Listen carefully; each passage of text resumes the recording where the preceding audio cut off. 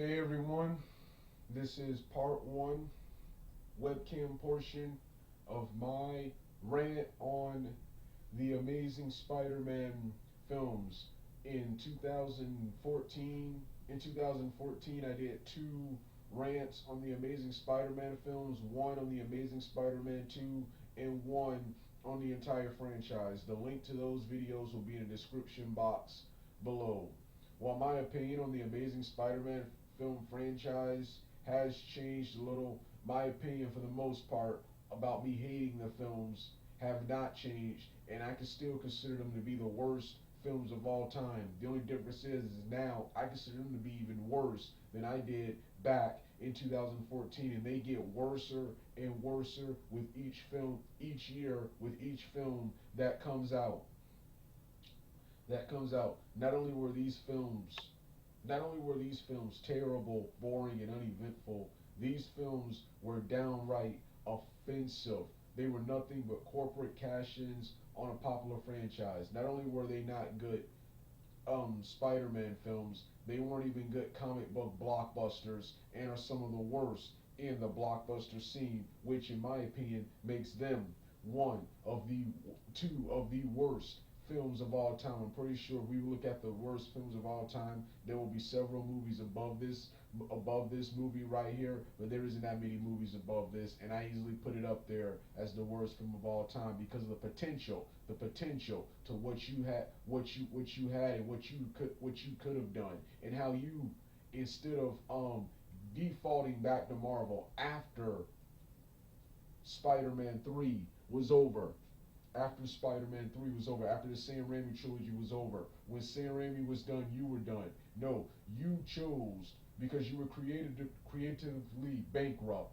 You chose to keep the Spider-Man franchise, and instead of correcting all the mistakes the Sam Raimi made, you made these same mistakes that film made, and was even worser than than those three films. Your film only existed to set up more movies and sell more merchandise. You can be merchandise driven and still be a good film, but this was all. Both of these films are just two big advertisements to go see something else, and both of these films are terrible. I'm sick of hearing how the first one was good. The only thing better about the first one is the first one only has one plot, one extremely terrible plot, whereas the two had multiple subplots that really went nowhere and that didn't fit with anything in the film. And you could take them out, and you had a much better film. The film would not be different, and the film probably would have been much better.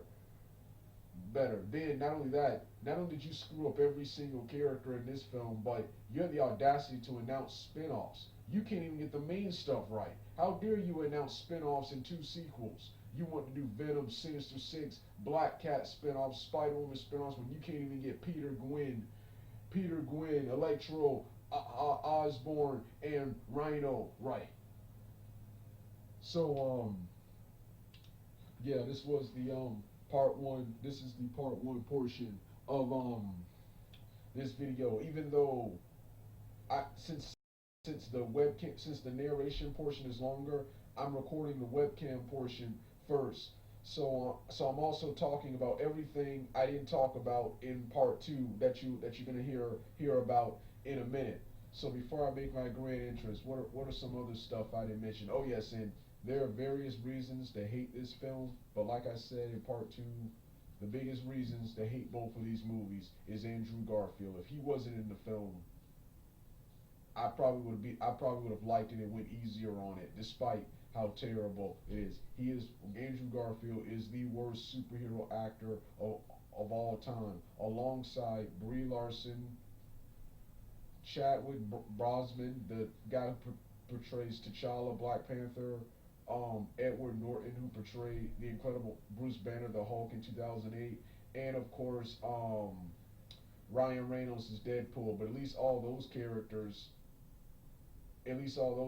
act like and capture the spirit of their comic book counterpart. Andrew Garfield captured, in my opinion, captured neither. He was a terrible Spider-Man, and he was even worser Peter Parker.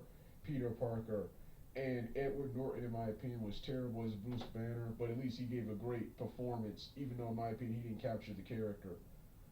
Andrew Garfield is also one of the worst actors I've seen, even though he's not as bad in other movies as he was here in The Amazing Spider-Man. And like I said in part two, I blame him, Mark Webb, and the entire Sony writing team for how terrible both of these movies came out. And to this day, Sony hasn't learned their lesson. So with that being said, let's get this long video started right now.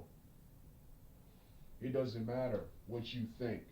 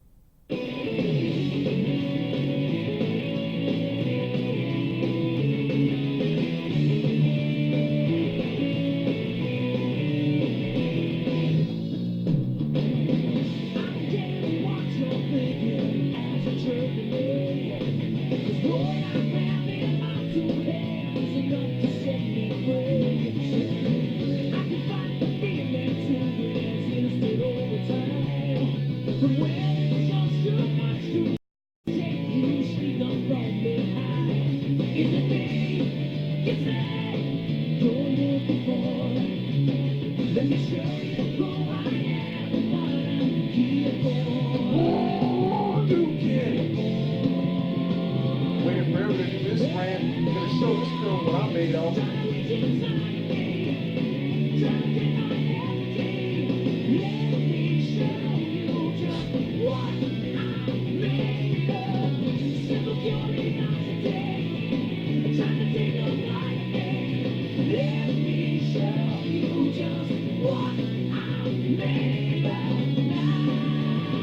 Hey everybody, this is part two of my rant on both of the Amazing Spider-Man films. Before I get started with this rant, I'm going to give my history with the Amazing Spider-Man 2012. When it was announced that Sam Raimi's Spider-Man film series was canceled, Spider-Man 4 was canceled, and they will be rebooting the Spider-Man series, I was both disappointed and excited at the same time. Disappointed because no more Tobey Maguire and no Spider-Man 4.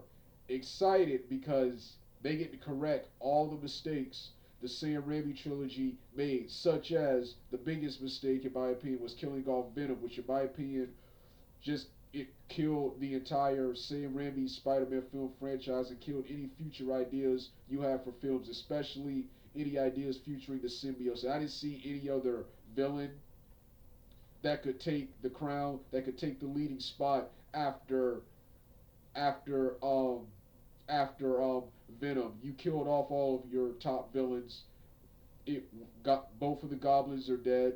Doc Ock is dead, and of course Venom is now dead, and Sandman's a good guy now. So I didn't see what top tier villain could take the crown. Morbius, who I think was going to be the villain in Spider-Man 4, was a great choice, but yeah, I just didn't see any film centered around him being good. And I remember reading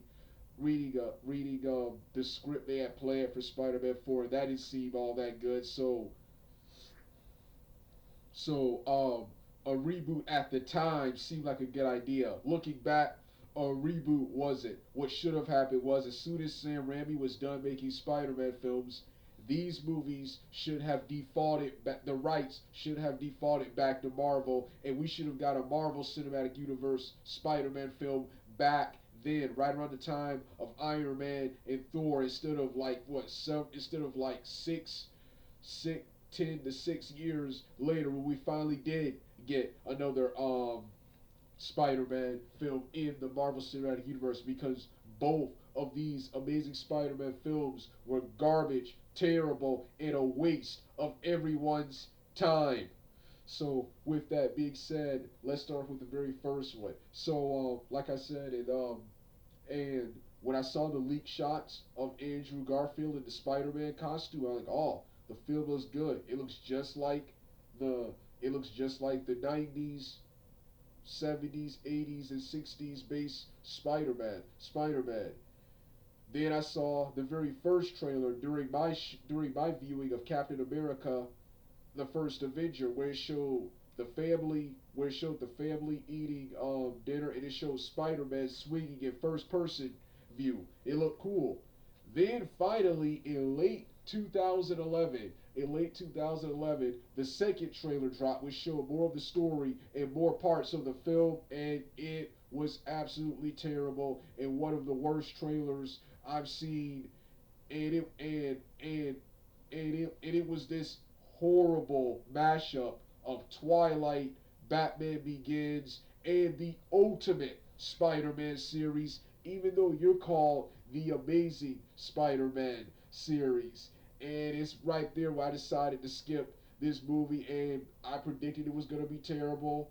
And as I predicted, when I finally got around to seeing it in, I think it, what was it? Was it? It was 2013 for free on television when it was finally on FX for free on television. I finally got around to seeing it. It was just as bad as all of the negative reviews said it was going to be. All of the real fanboys, the real Spider-Man fans, it was just as bad as I predicted, and as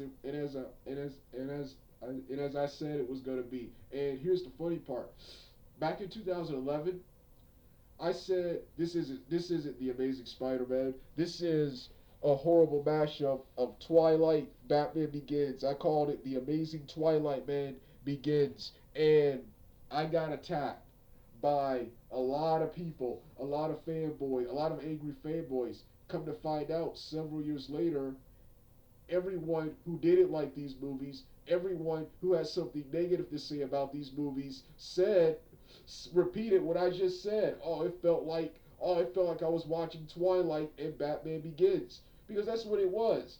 That's what it was. I'm sorry. I came to see the Amazing Spider-Man, not the Amazing Twilight Man Begins, which is what this horrible movie was. And unlike other movies I've seen, other movies I went into thinking they were going to be terrible: Dragon Ball Evolution, Green Lantern 2011, Thor 2011, Captain America: The First Avenger,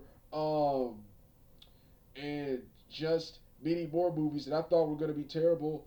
All of these movies, for the most part, when I went into them thinking they were going to be terrible, I came out liking them. I actually hate anyone who says anything terrible about those movies. But let me continue with this film.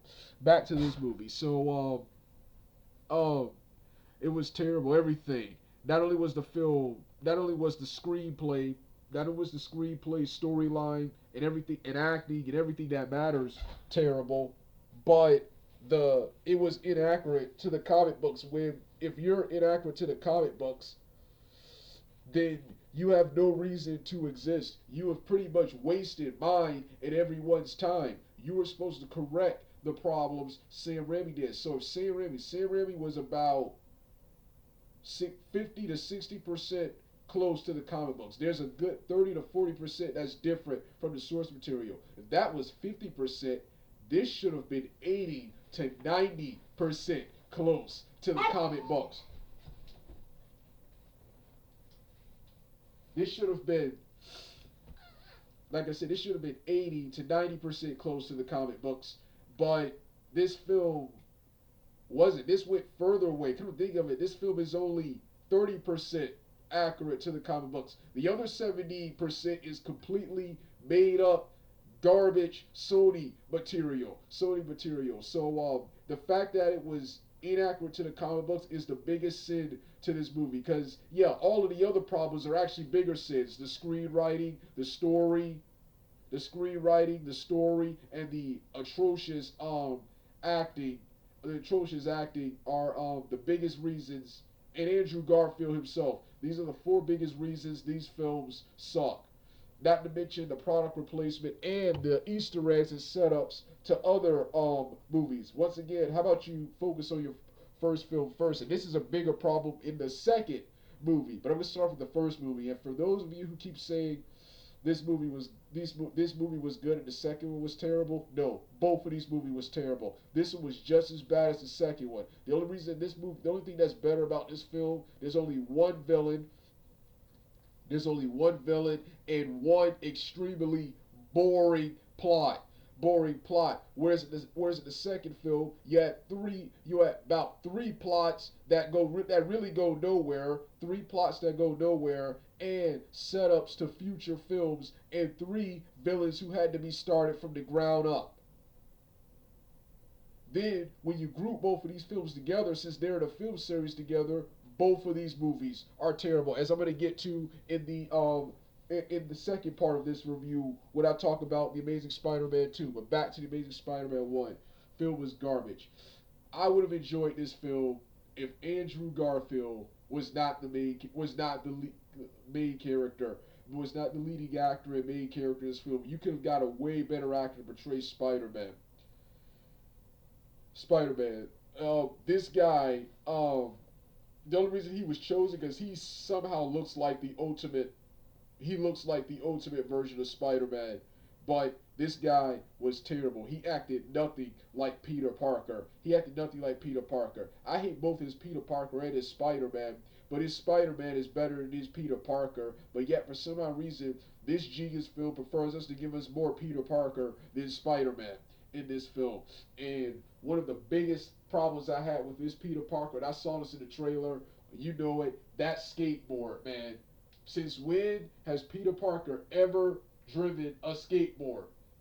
Like I said, and it's no reason why it's there. It's only there because it's cool to have.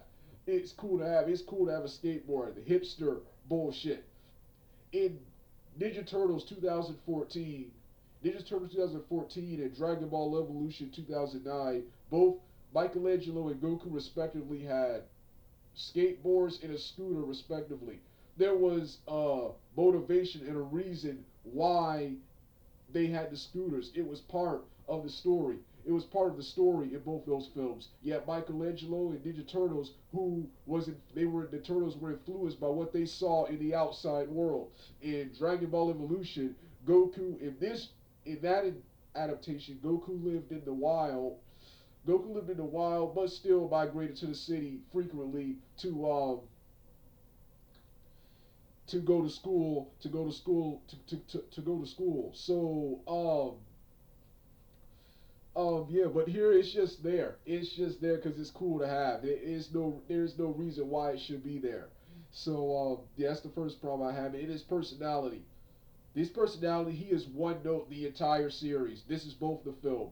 Cocky, arrogant, show off, followed by hipster douchebag. That is his personality 24/7. When he has the mask on, that's his personality when he has the mask off. Which brings it to my second point. Why does he even have a secret identity? Why does he even have a secret identity in this universe? He shows off so much. He shows off so much that why do you have a secret identity? Throughout the film, he shows off much, including sticking to the ceiling, that horrible, cheese-tastic basketball scene where he broke the basketball goal with no consequence. And, oh yeah, and then during the final fight, property of Peter Parker. So, yeah, why do you have a secret identity in this film? Your personality is the same with the mask on and with the mask off.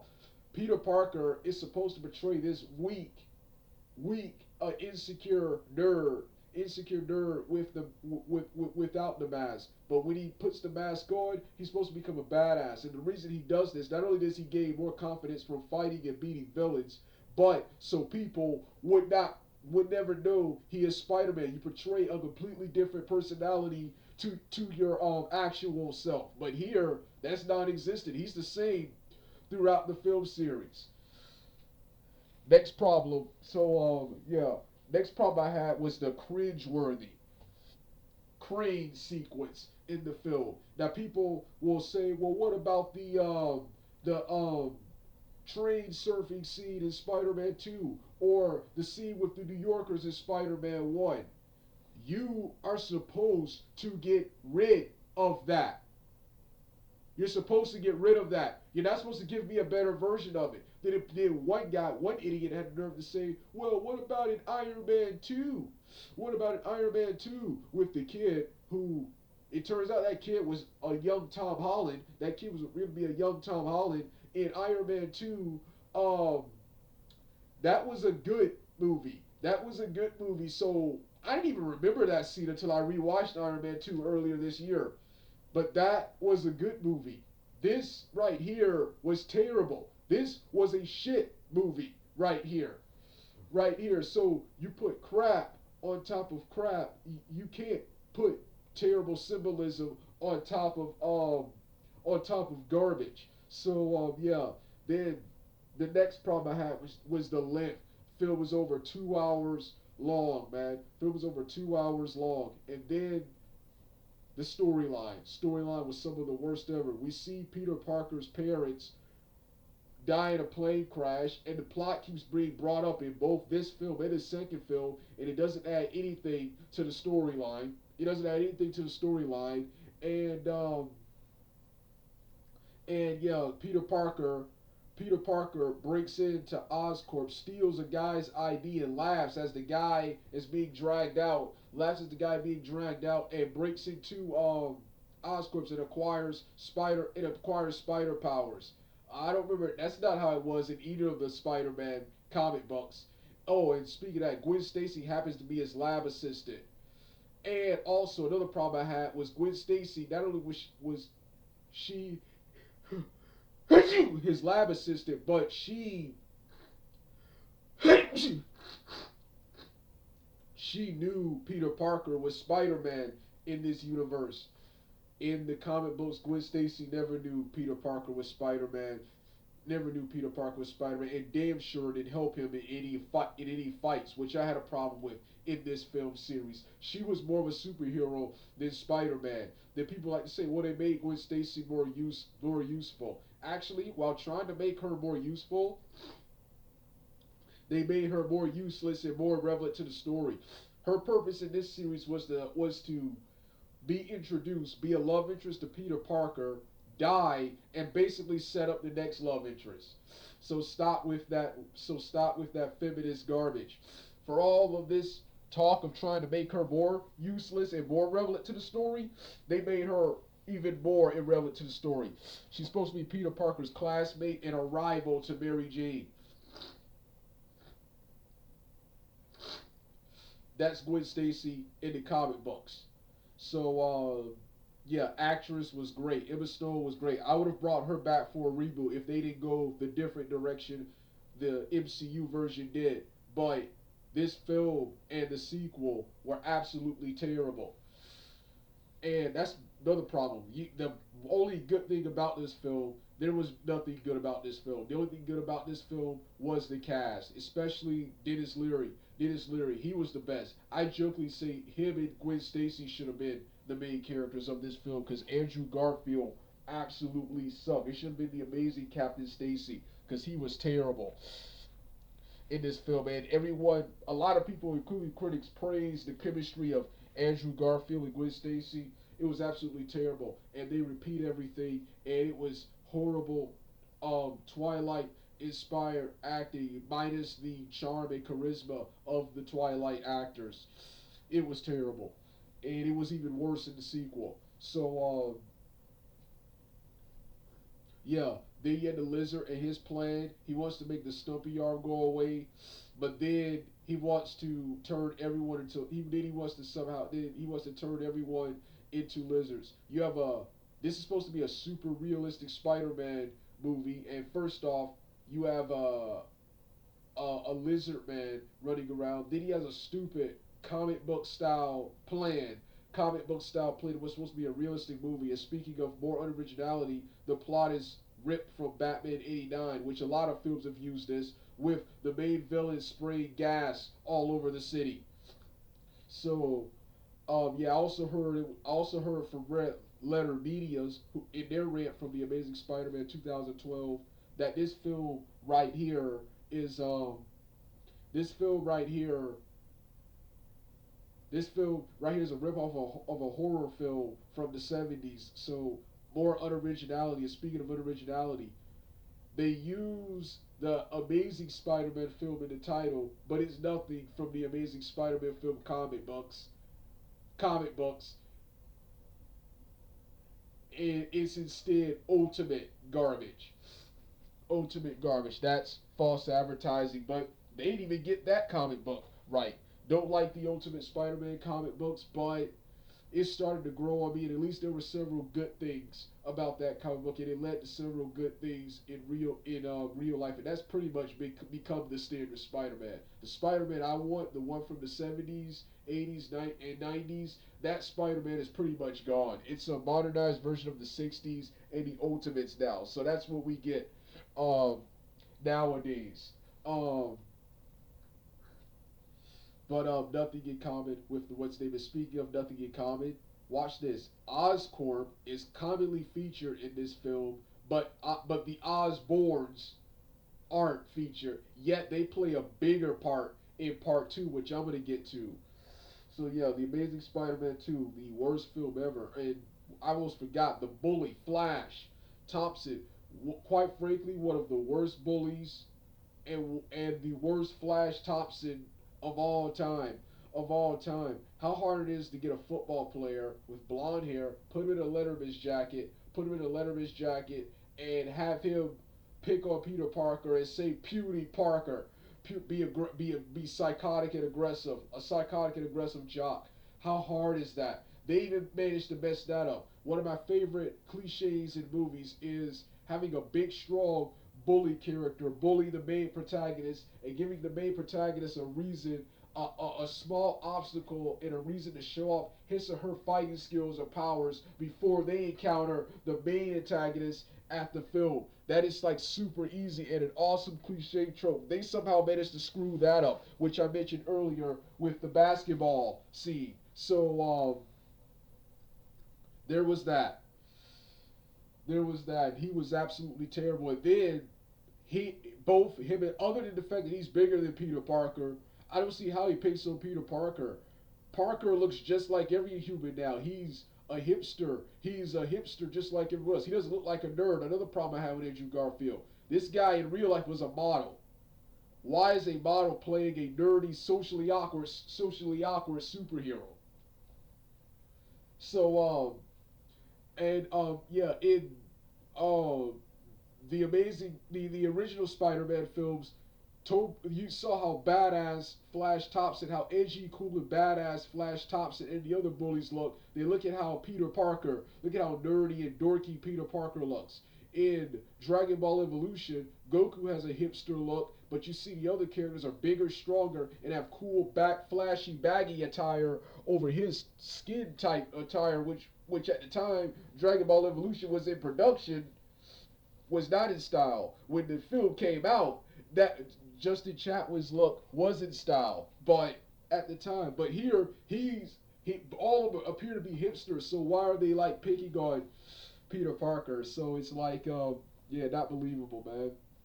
Not believable. This bullying stuff is terrible. The shooting a basketball in his head. Oh, and then one of the cringiest lines where we don't even see Peter getting bullied. He's bullying another guy, and Peter is supposed to be his cool hipster guy standing up for the weak, and you have um um Flash pick the guy up and says, "Eat your peas, man," or whatever his name was. And it was just cheesy and cringeworthy. Yeah, so yeah, like I said, this film was absolutely terrible. So many plot holes, so many inconsistencies, extremely horrible and terrible writing, directing, acting, um, acting, action sequences were poor and pale in comparison to the previous Spider-Man films and other superhero films in general. And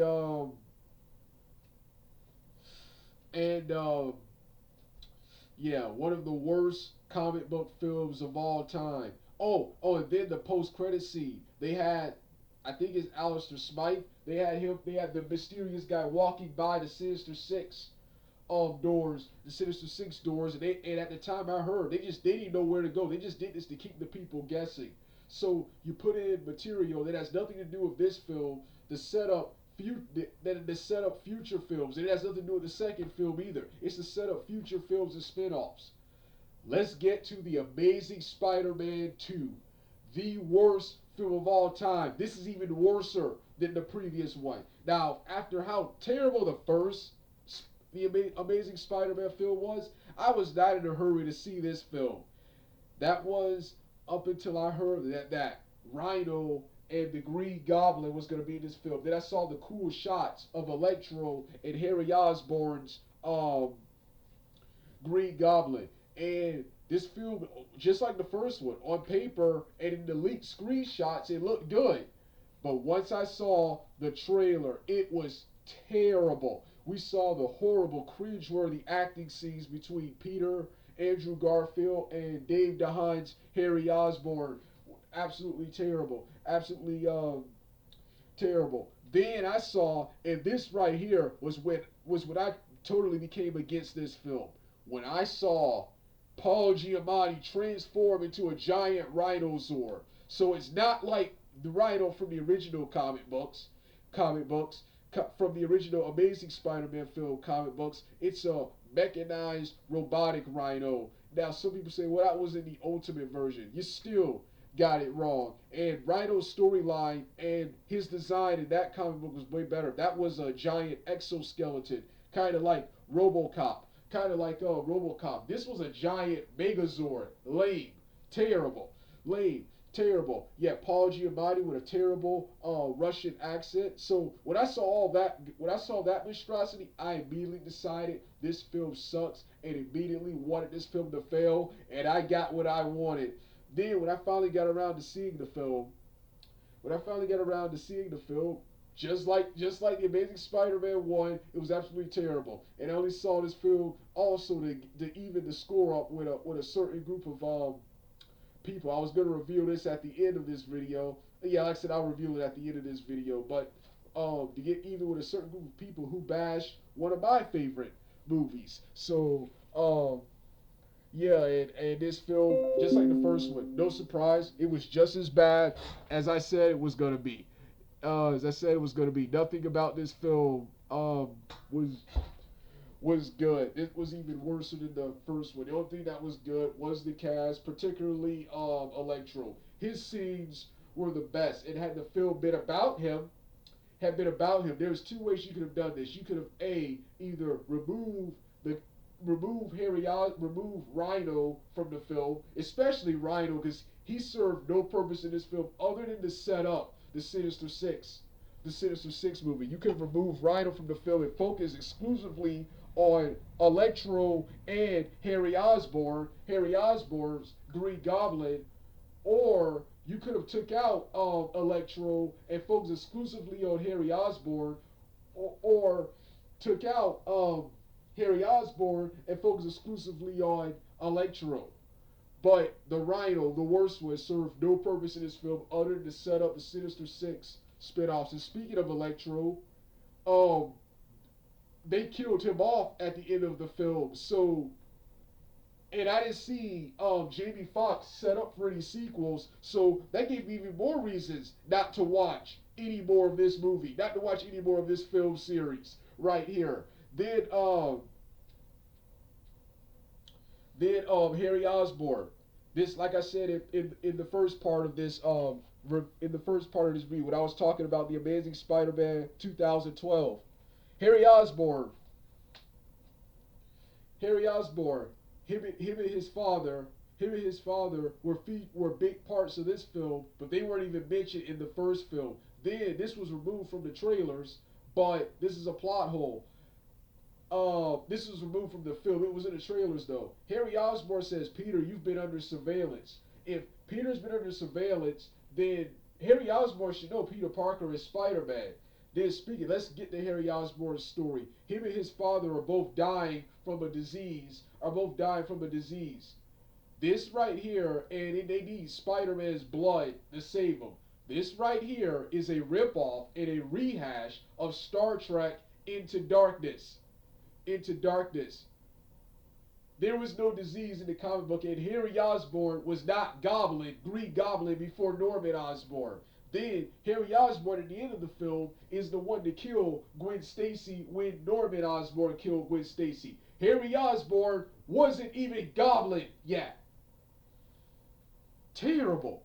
Wasn't even Goblin yet. And watch this. Sam Raimi, for all the problems that film had, they got the Goblin and Harry Osborn's friendship with Peter Parker. They, for the most part, got that right. They, for the most part, got that right. So I will not accept this brand new, horrible, abridged version where Norman Osborn is dying on his bed and Harry Osborn is the Goblin, and him and Peter were best friends until Peter got sent to boarding school. I mean, until Harry got sent to boarding school for all those years. That is complete trash. That is complete trash. That does not exist. Harry and Peter were friends for life. And then these guys were kids. These guys were kids, and then later are like high school teenagers, high school graduates looking back on their years as kids, as if they were 30 and looking back on their high school years or early 20s. It's stupid. It does not exist. So, yeah, absolutely terrible. So many plot holes and so many scenes you could take out. Another plot was Aunt May becoming a nurse. This has no impact on the story. This has no impact on the storyline at all. And once again, all her scenes can be taken out. And even Sally Field hated this film, and hated being in this film. And you could tell by her performance because she was one of the most useless characters, and then right after Garfield was one of the worst actors in the film, and what, like I said, was the most useless. So yeah, um, oh yeah, so yeah, this film. Oh yeah, product replacement. The Times Square scene. You have all that product replacement, and just setups of future films. And speaking of setups of future films, watch this. Now, this is the only thing that's accurate about this film. Electro in the comic books is now dead, but at the time when this film was out, they killed off Electro, who at the time was active and still alive in the comic books. Then, but they didn't kill off Harry Osborn, who Harry Osborn actually does die in the comic books, and like you saw in the previous Spider-Man film series. So they killed off Electro despite how active he was in the comic books at the time, but they spared Harry Osborn, who does die in the comic books, but like every other character, they find a way to bring him back. So terrible, terrible. Then the horrible, horrible death of Gwen Stacy. Horrible Gwen Stacy, and this film completely bastardized the death of Gwen Stacy. In this film, first off, in the previous film, Captain Stacy, the father, told Peter Parker to stay away from Gwen Stacy to keep him out of to keep her out of danger. So Peter Parker is forced to break up with Gwen in this film. First of all, Gwen breaks up with him, and then Gwen berates Peter for first off following her father's wishes, wishes, and just berates him like some lame, stuck up, self-absorbed bitch. Self-absorbed bitch. Then watch this. Then Peter Parker, he goes against Captain Stacy's wishes and gets back to Gwen Stacy later. I said in previous videos, This film should have been about Peter Parker breaking up with Gwen Stacy and not seeing her. You don't have the build up and the you don't have the build up or the credentials to pull off a death in this film. Gwen Stacy should have lived for one more movie. Should have lived for one more movie and died in the second one. That should have been the plot of this film. Peter Parker not being able to see Gwen Stacy and living life without her for a while. Instead, he continuously gets back together with her in the film, disobeying Captain Stacy's wishes. Captain Stacy's wishes. Then at the end of the film, watch this. Then at the end of the film, he first tries to do the right thing by preventing Gwen from coming to battle by webbing her to a car. Then during the fight with Electro, Gwen Stacy somehow, first off, Gwen Stacy manages to not only get free but run over Electro. Then by turning to Grant, somehow kill and overpower Electro. Gwen Stacy kills Electro, even though these two characters have never crossed paths in the comic books. Kills Electro, somehow is able to kill Electro. Then Peter Parker sees a maniac laughing in the sky, and instead of telling Gwen Stacy to leave, he tells her stay there, let me investigate. He tells her there. Then Harry Osborn, dumbass Harry Osborn, immediately figures out that when Peter said no earlier, when Spider-Man said no earlier, Peter said no, that they're one person, which was stupid. He should have known that all along, and that's another thing I'm going to talk about. Let's take a break from the Gwen Stacy thing and talk about another thing, the blood thing. Now,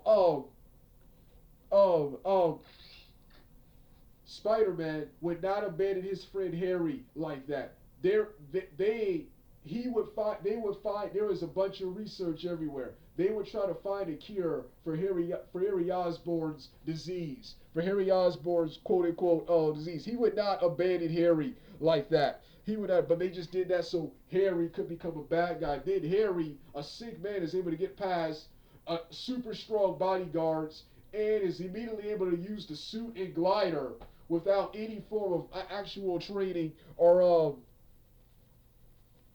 anything. But let's get back to the final battle now. The final battle. Then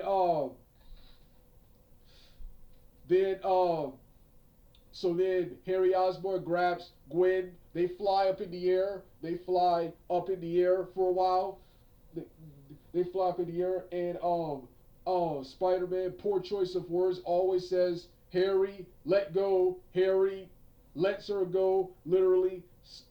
Harry lets her go, literally, and she dies. So, she dies. So they have it that